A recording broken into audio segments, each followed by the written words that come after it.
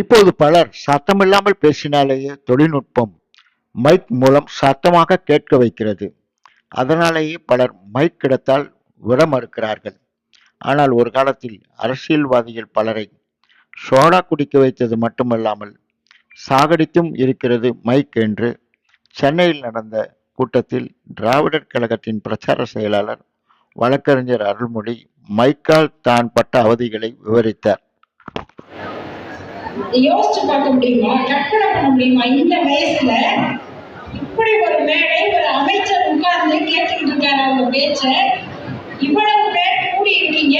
அங்க உட்கார்ந்து இருக்கிற பெரியவர்கள்லாம் வந்து உங்களை மாதிரி பல தலைமுறையை பார்த்தவங்க பேச்சாளர்களாக. அவங்க எல்லாம் வந்து உங்க பேச்சை கேட்டு எடை போடுறாங்க. அவங்களுக்கு ஞாபகம் வரும், ஒருவேளை ஒரு 20 வருஷத்துக்கு முன்னாடி அருள்மொழி இப்படி பேசிச்சோ, ஒரு 40 வருஷத்துக்கு முன்னாடி சர்க்குணமா இப்படி பேசினாங்களா, இதெல்லாம் உங்க மனக்கண்ணுல ஓடும்.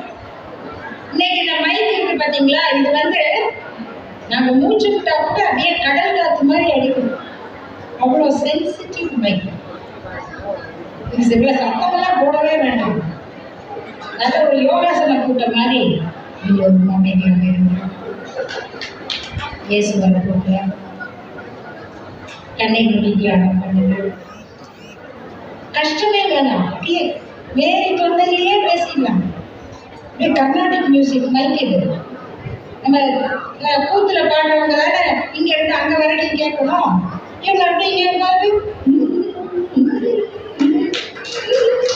வாயவே போட்டாம இசை வேறையா இருக்க முடியும். அப்படியான மைக்கு.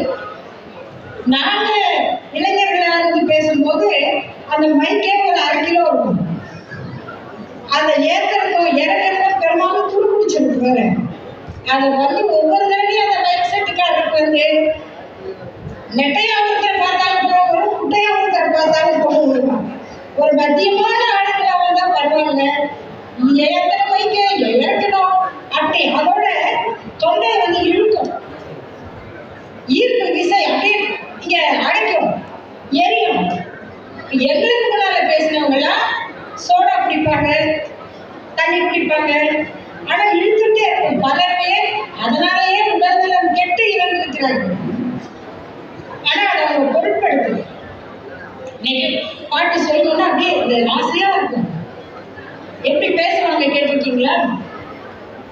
எங்கள் வாழ்வும் எங்கள் வளமும் மங்காத தமிழென்று சங்கே முழங்கு, எங்கள் பகைவர் எங்கோ மறைந்தார் இங்குள்ள தமிழர்கள் ஒன்றாதல் கண்டு, உங்கு தமிழருக்கு இன்னல்களைத்தான் சங்கார விசம் என்று சங்கே முழங்கு அப்படின்னு சொல்லலாம்.